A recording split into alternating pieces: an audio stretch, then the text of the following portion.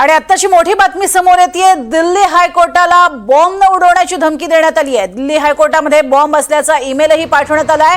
उच्च न्यायालय रिकामं झालेलं आहे आणि तपासही सुरू करण्यात आलेला आहे।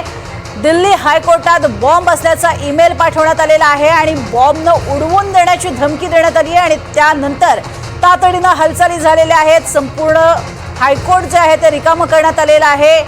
कोर्ट रिकामं करण्यास सुरुवात झालेली आहे। सध्या आपण बघतोय न्यायालय रिकामं करण्याची प्रक्रिया झालेली आहे आणि ईमेल आलेला आहे। त्यानंतर मात्र आता तपास यंत्रणा तपास करतायत कुठून हा नेमका ईमेल आलेला आहे, कुणी ही धमकी दिलेली आहे, या स्वरूपातली चौकशी आता सुरू करण्यात आलेली आहे। दिल्ली हायकोर्टाला बॉम्ब उडवून देण्याची ही धमकी आहे। यापूर्वी आपण बघितलं होतं मुंबईमध्ये सुद्धा अशा स्वरूपात दोन धमक्या मिळालेल्या होत्या आणि त्यातच दिल्लीमधल्या एकाला अटक करण्यात आलेली होती। अश्विनी कुमार नावाच्या एका व्यक्तीला अटक करण्यात आलेली होती। त्यानंतर आता दिल्ली हायकोर्टाला उडवून देण्याची ही धमकी देण्यात आलेली आहे आणि त्यातच हा ईमेल आल्यानंतर आता अशा पद्धतीने मेल टाकणारी ही व्यक्ती कोण, या संदर्भातला तपास सुरू करण्यात आला। अधिक माहिती घेऊयात योगेश माने यांच्याकडनं। योगेश, काय अधिक माहिती? महत्वाचं की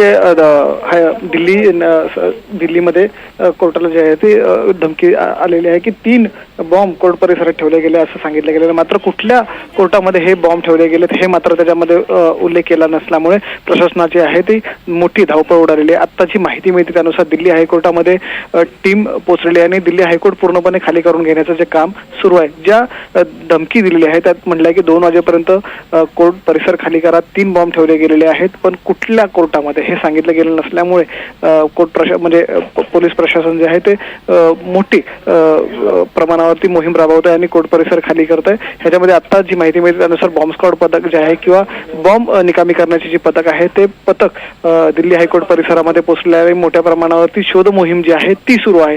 आत्ताची सगळ्यात मोठी चॅलेंज आहे की ही फक्त कोणीतरी लोकांना घाबरवण्यासाठी केलेला ईमेल आहे की खरंच अशा कुठल्या कृती घडवली जाणार आहे।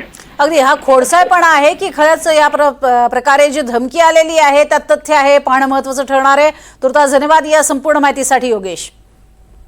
तर आपण बघतोय साधारण दुपारी 2च्या सुमारास ही उडवून देऊ अशा स्वरूपाची धमकी देण्यात आलेली आहे आणि दिल्ली हायकोर्टात बॉम्ब असल्याचा ईमेल पाठवण्यात आलेला आहे आणि सध्या दिल्ली हायकोर्टामध्ये आपण बघतोय तपासणी केली जाते। सगळं कोर्ट जे आहे ते रिकामं